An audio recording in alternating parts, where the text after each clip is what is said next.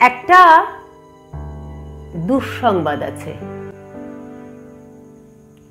যারা আমাকে ভেঙে চুরে টুকরো কাঁচের মতো ছড়িয়ে দিতে চেয়েছিল তাদের জন্য। দুঃসংবাদটি তাদের জন্য যারা ভেবেছিলে আমি হোঁচট খেয়ে পড়ে গেলে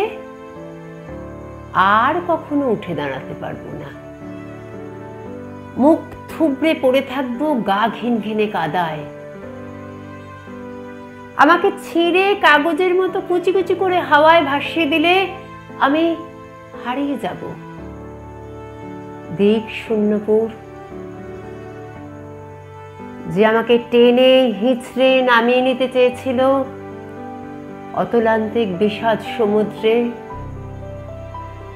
ডুবিয়ে দিতে চেয়েছিল এক পৃথিবী বিবমিষয়,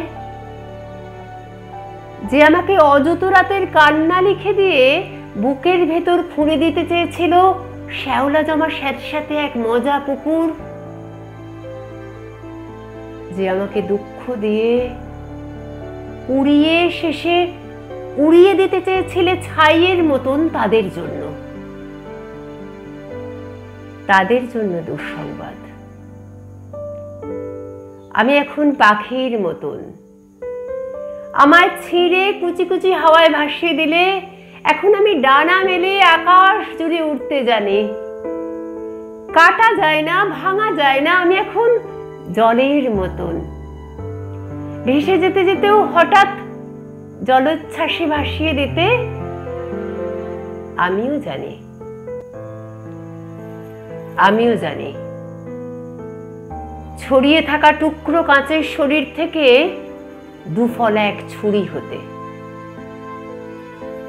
এই যে মানুষ দুঃখ দিতে দক্ষ ভীষণ, সেও জানুক আমি এখন হাসতে জানি। শ্যাওলা জমা পুকুর জুড়ে আমি এখন রোদের মতো ভাসতে জানি। প্রস্থানের গল্প লিখেও ইচ্ছে হলেই আবার ফিরে আসতে জানি।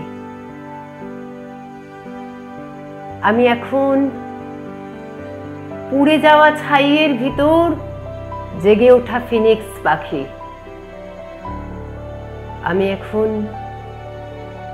মৃত্যু মেরে বাঁচতে জানি।